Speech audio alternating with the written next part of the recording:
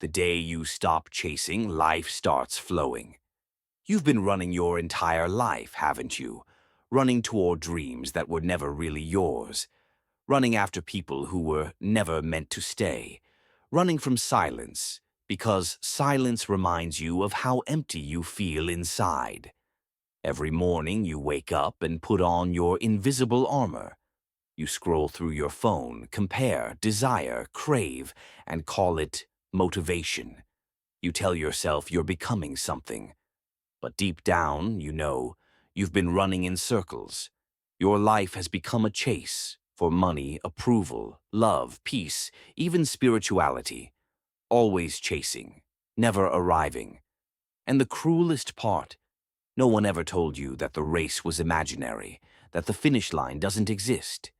You've built your identity out of your pursuit, the one who must achieve, must fix, must prove, must become. But what if I told you that everything you've been running toward was never ahead of you? What if the love you crave has always been behind your constant effort? What if peace never left you? You just ran too fast to feel it. You've been trained to chase the next moment, but life only exists in this one. The tragedy is not that you can't reach what you want. It's that you never stop long enough to see you already have it. And one day the chase ends, not because you win, but because you finally see. There was never anything to run after. There was only life waiting for you to stop. The prison of pursuit. There is a strange paradox in the human heart. We are born whole, but we spend our lives trying to fill ourselves. From the moment we open our eyes, the world whispers, "You are not enough." So we begin the chase. At first, it feels natural, like breathing. You see others running, so you start running too. You chase praise from parents, grades in school, smiles of approval, little gold stars that say, "You did well."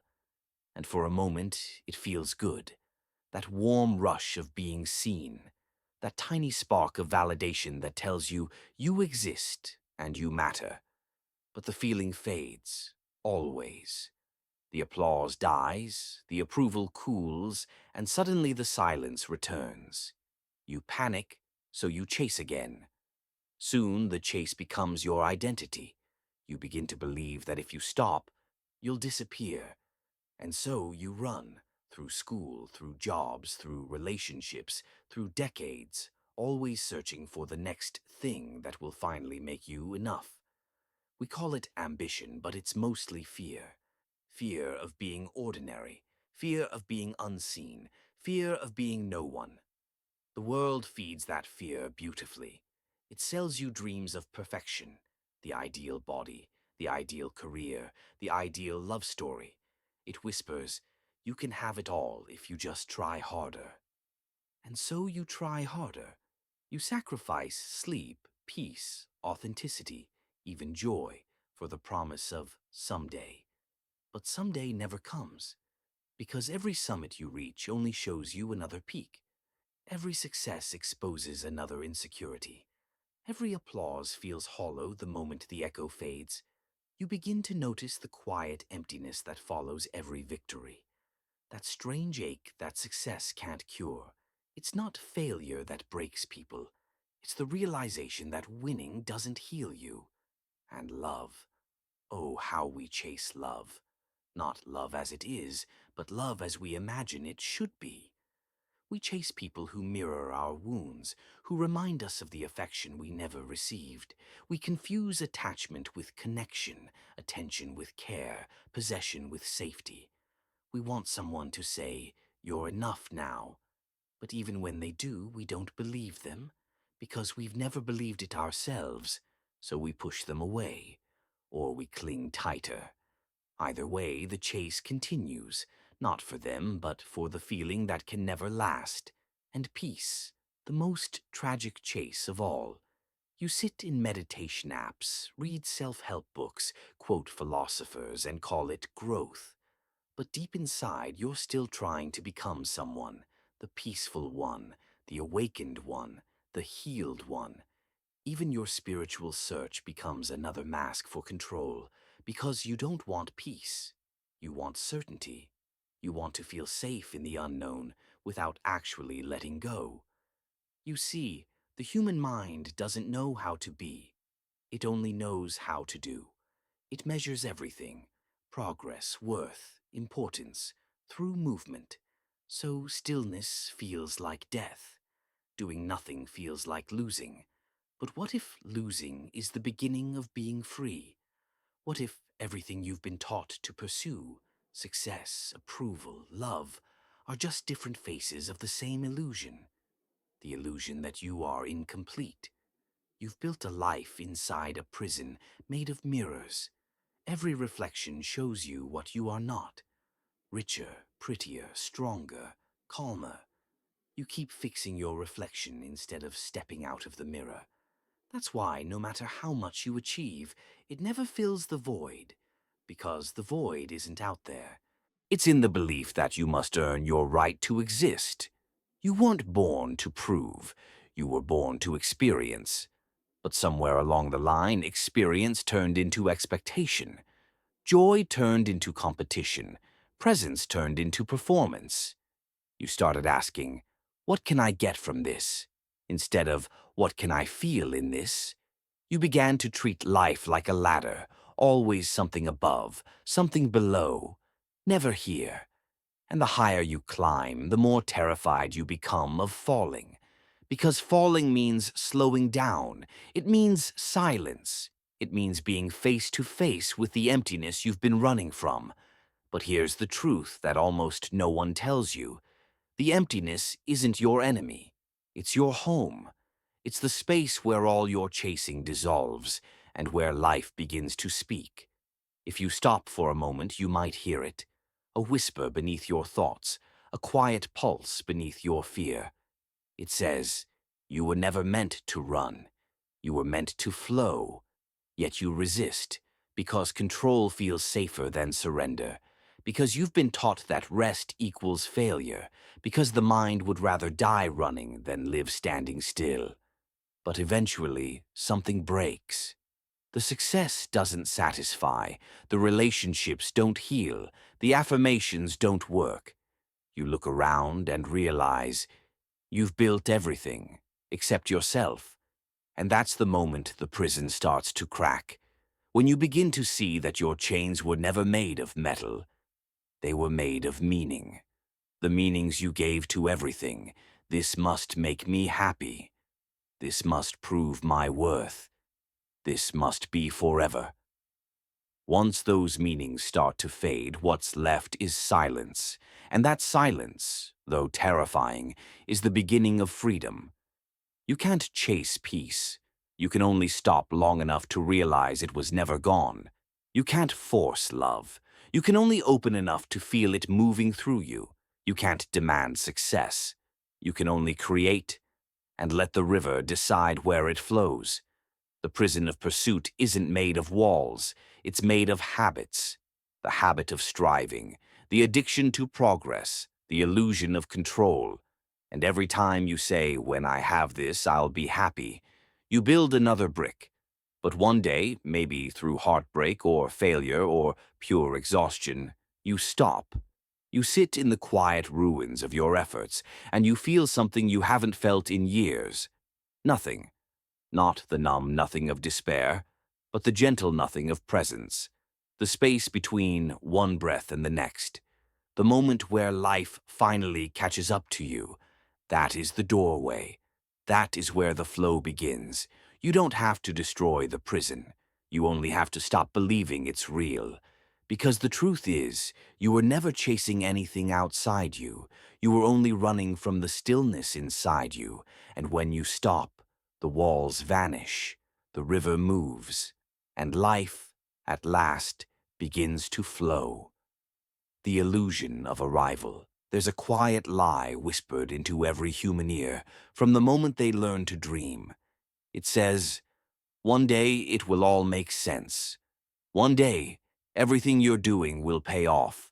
One day, you'll finally feel complete. One day, you'll wake up and the chaos inside you will be gone. So you start living for that day, the day you get the job, the day you fall in love, the day you buy the house, earn the respect, reach enlightenment, or escape pain. You give every moment of your present away to a future that never arrives, and you call that hope. But it isn't hope. It's a mirage, a cruel and gentle illusion, always shimmering on the horizon, always just out of reach. It keeps you running, faster, harder, deeper into exhaustion, because you believe peace lives somewhere ahead. You've built an altar to the next time, next year, next goal, next achievement, next version of yourself. And every time you arrive where you thought peace was waiting, you realize it's moved again, 10 steps further, hidden behind a new desire. You say to yourself, just a little more. I'm almost there, but the truth is, there doesn't exist. There is only here.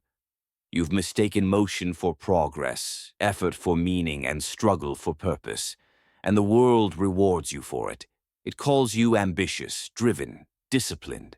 But in the quiet hours when no one's watching, you feel it, the soft ache of never arriving. It's the same ache that wakes you up at 3 a.m., whispering that something is missing. You look around. You have what others envy. Yet there's still a hunger, an emptiness that success cannot touch. That emptiness isn't failure, it's truth. It's life reminding you that arrival was never the point. Because what if there's no destination to this journey at all? What if life was never about getting there, but about being here, with all your imperfections, doubts, and unanswered questions? We've all been conditioned to live as if the present is an obstacle, something to endure until the real life begins. We postpone our joy like it's a luxury we have to earn. We say, I'll rest when I'm done. I'll be happy when I make it. I'll love myself when I deserve it. But that when never comes. It's the oldest trap in human consciousness, to chase completion in time. Time can give you experiences, not wholeness. It can give you stories, not peace. It can give you motion, not arrival. The idea of arrival is comforting because it promises control, a sense that life can finally be contained, explained, mastered. But the truth is, life is not meant to be mastered. It's meant to be met. The more you try to arrive, the more lost you become. Because every destination you reach is only another beginning, another layer of desire unwrapped, another illusion exposed. You think you're climbing toward meaning, but you're only walking in a circle. You return to the same questions, the same insecurities, the same ache for peace. Because peace is not a reward, it's a realization. It happens the moment you stop trying to get somewhere else. Imagine a river trying to find the ocean, unaware that it already is the flow leading to it. That's what your life is, a current, not a conquest. Every moment you try to arrive, you break the natural rhythm of your existence. And yet, you've been taught to feel guilty for stopping. Rest feels like failure. Contentment feels like laziness. Stillness feels like stagnation. So you keep running, chasing a day that promises to make sense of everything. But tell me, when has life ever made sense? The more you demand clarity, the more mysterious it becomes. Because life isn't a puzzle to be solved, it's a dance to be felt. You are not here to complete a story. You are here to experience it. There is a sacred kind of peace that comes when you finally stop demanding arrival, when you stop measuring your worth by how far you've gone. You begin to see that meaning was never hidden in the destination. It was breathing quietly in every step you took. The illusion of arrival keeps the world restless. It fuels the industries that sell happiness, the systems that reward exhaustion, the relationships that depend on proving worth. It's what keeps you scrolling, buying, performing, pretending, and it's what keeps you from simply being. Because to just be, to rest in this moment without reaching, feels almost forbidden. But that is where the miracle lives. When you no longer need to get there, You realize you've always been home. The need to arrive dies, and what's left is life itself, raw, unfiltered, unfolding in the only time it ever could. Now. So maybe the greatest awakening isn't about finding answers. Maybe it's about giving up the need for them. Maybe it's about sitting in the mystery and realizing you never needed to make sense of life. You only needed to feel it. When you stop chasing the day it all makes sense, you start living the day that is. And in that stillness, you finally see you were never lost. You were only searching for yourself in the wrong direction. The collapse. At first, it doesn't look like a collapse. It looks like exhaustion, the kind that sits deep in your bones, quiet and invisible. You still wake up. You still go to work. You still smile when people ask how you're doing. But something inside you has stopped believing in the story. You used to run with conviction, eyes on the future, heart full of hope. Now even hope feels heavy. You reach the goals you once prayed for, but they don't touch you anymore. It's like eating food without taste, breathing air that doesn't fill your lungs. There's a silence growing inside you, a kind of quiet that's not peace, but emptiness. It feels like standing in a room after everyone's left. The applause has faded. The dream has been achieved. And yet, you're still waiting for something to happen. Some final proof that all of this meant something. But nothing comes. This is the moment no one talks about. The point where chasing ends not with a bang, but with a soft surrender. The point where your will cracks under its own weight. You realize that all the effort, all the control, all the becoming was built on air. You've spent your whole life trying to be someone. Someone worthy, someone loved, someone certain. Now you can't even remember who that someone was. You feel lost, but not in the way people think. It's not the world that's confusing. It's that you can no longer pretend to belong in it. The system that once guided you, success, productivity, approval, now feels foreign, almost absurd. You see people running the same race you once did, and you wonder how you ever believed it would lead somewhere. You start to sit longer in silence. You stop explaining yourself. You stop pretending you're okay. And for the first time, you feel the full weight of your own emptiness. It's unbearable. At first, it feels like death. Not of your body, but of the person you thought you were. You try to fix it. Maybe by reading, meditating, distracting yourself, working on healing. But healing is just another chase when done in desperation. You can't do your way out of collapse. One night it hits you, quietly, devastatingly. You're lying in bed, scrolling through your phone, surrounded by noise, yet utterly alone. And suddenly something inside you just lets go. You drop the need to be strong. You drop the need to understand. You drop the idea that you can control this life at all. Tears come, not dramatic ones, but silent, endless. It feels like something inside you is washing away. The image, the striving, the self. And underneath it all, there's nothing. Just stillness. You've been taught to fear that stillness, to fill it, to fix it. But now, you don't move. You don't resist. You just sit with it. For the first time, you see your entire life as it was, a story of becoming that was never needed. You realize that the person you were trying to become never existed. He or she was an illusion born out of fear. And beneath the ashes of that illusion, there's something else, something wordless, ancient, and quiet. You can't name it. You can't chase it. You can only feel it, like the faint warmth of a fire that never went out. That is surrender, not defeat, not resignation, but the soft collapse of the illusion of control. You no longer need to fight for meaning. You begin to let meaning emerge by itself. You no longer chase peace. You start noticing it was always here, hidden under the noise of your effort. The collapse is not the end. It's the first real beginning. But to reach it, you must allow everything false to die. Every should, every expectation, every self-image.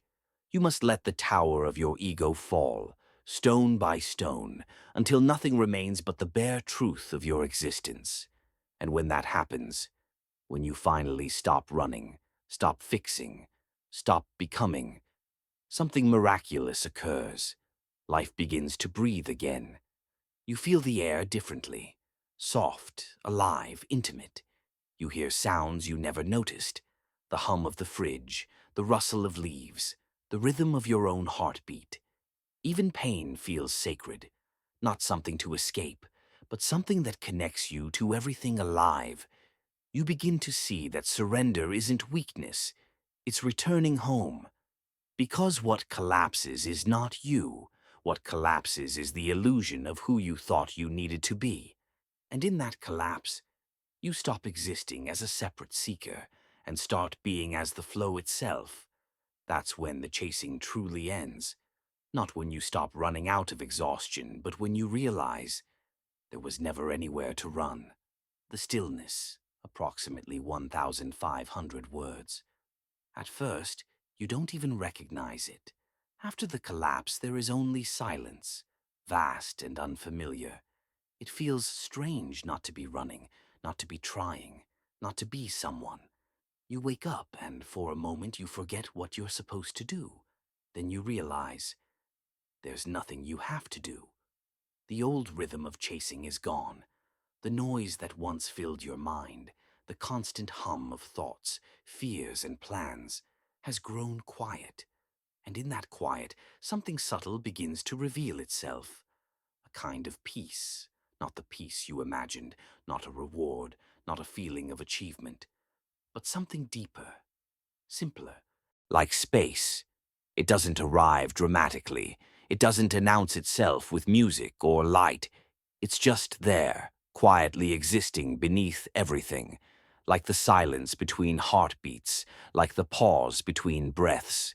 You start to notice it everywhere, in the way sunlight moves across your wall, in the sound of your footsteps on the floor, in the way your body breathes even when your mind forgets to tell it how.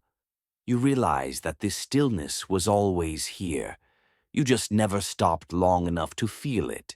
All your life you thought peace was something to find, something to earn, something that existed somewhere outside of you. Now you see it's been with you the entire time, patient, unconditional, untouched by the chaos of your mind. You sit in silence, and for the first time the silence doesn't scare you. It holds you. It listens back. It feels like returning to something ancient and familiar, something that existed before your name, your goals, your identity. You start to see how everything that once felt important was only noise, layers upon layers of thought, chasing and effort that drowned out the simplicity of being. Now the noise is gone, and what remains is life itself. A bird is singing, rain on a window, your breath, slow, effortless, nothing to fix, nothing to reach, nothing missing. You begin to understand what all the sages meant when they said, "Be still and know." Stillness is not doing nothing, it's allowing everything. It's the quiet recognition that life is moving perfectly on its own, without your control. The mind will still try to return to its old rhythm. It will whisper, "Shouldn't you be doing something? Shouldn't you be improving?"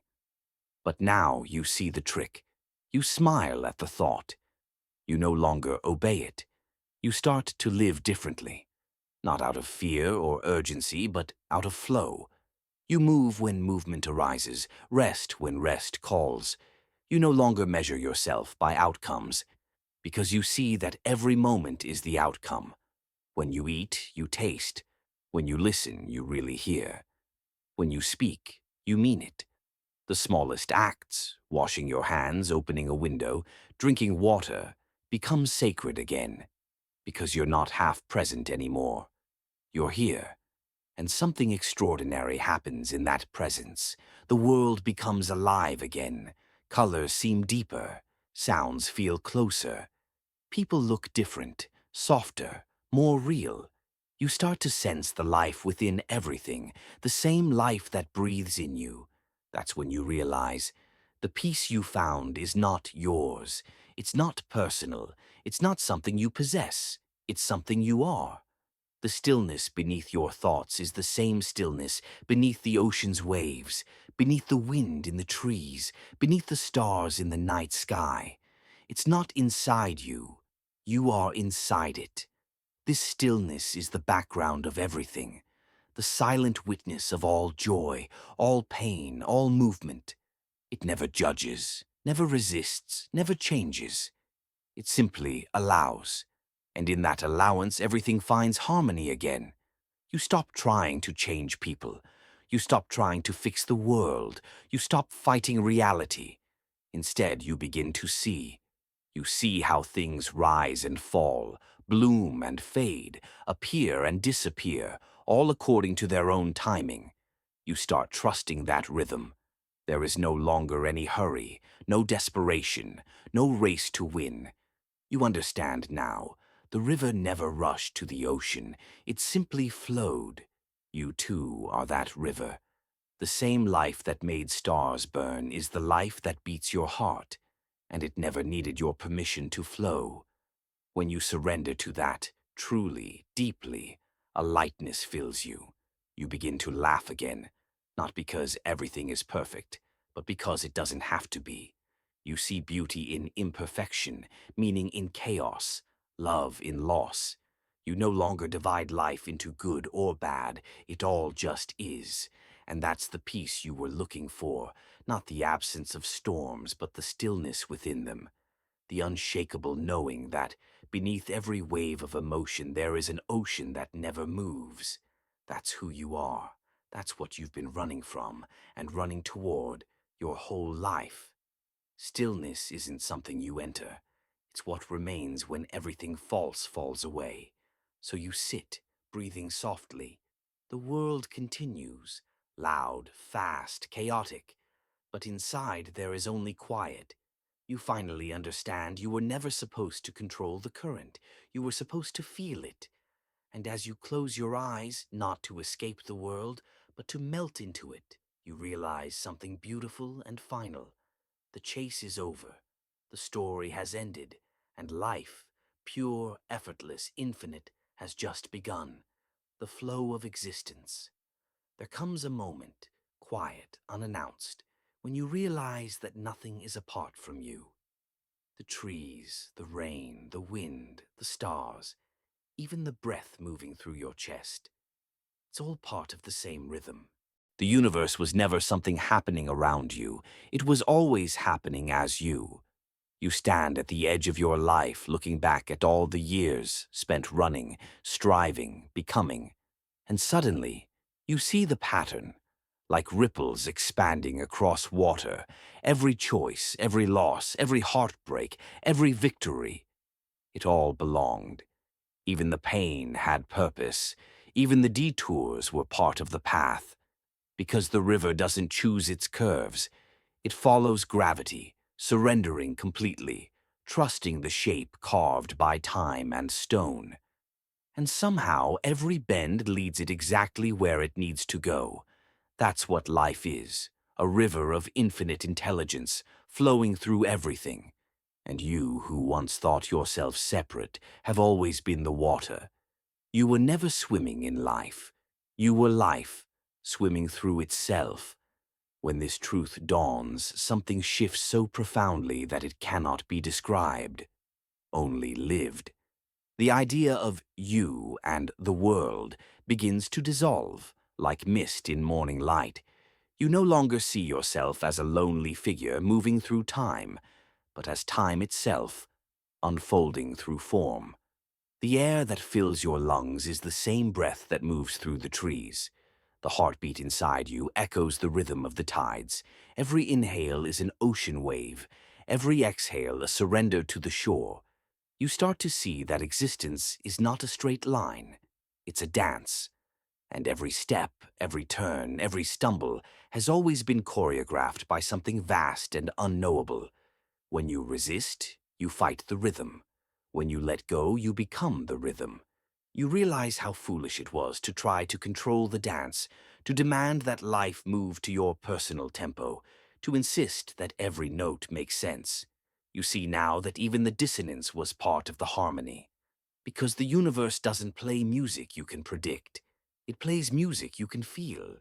And feeling is how you return to truth.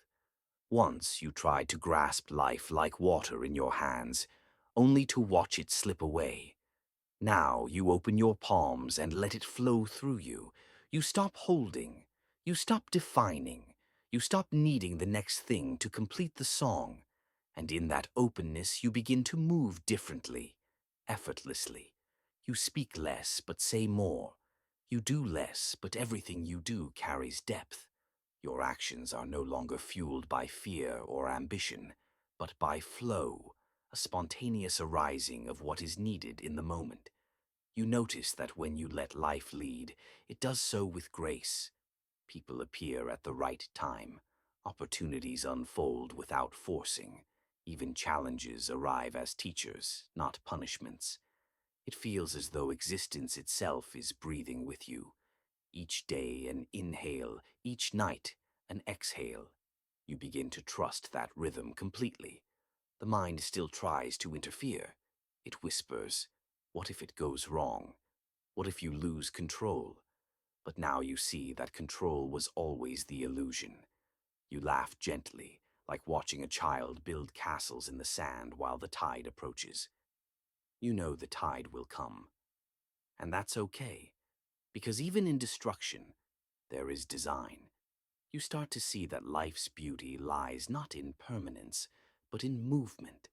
The endless cycle of appearing and disappearing, becoming and dissolving, breathing in and breathing out. Nothing is lost. It all transforms. The leaves that fall become soil. The stars that die become light. The endings you once feared are just beginnings in disguise. You no longer cling to people, to plans, to outcomes, because you understand that everything you love is not meant to be possessed, but experienced. To love deeply now means to let everything flow through you without trying to hold it still. This is not detachment. It's intimacy beyond control. You feel more connected than ever before because you no longer need life to obey you. You let it dance. You walk through the world differently. When someone speaks, you truly listen. Not to reply, but to feel their being. When someone leaves, you bow internally. Gratitude instead of resistance. You begin to see every encounter as sacred, because every soul you meet is another wave in the same ocean, and that ocean, vast, deep, unending, is what you are. You look at your hands and wonder, how could I have ever believed these belonged to a separate me? The body is not a possession. It's an instrument through which the universe plays its song. Every breath, every heartbeat, every tear, every laugh is the cosmos expressing itself as you. You start to notice that words like mine, yours, success, failure begin to lose meaning. They dissolve in the great silence of being. Because once you realize that all rivers flow to the same ocean, you stop comparing their curves. There is a freedom that cannot be spoken, only lived. It feels like standing at the center of a great storm and realizing that the stillness you sought was never outside the wind. It was the wind.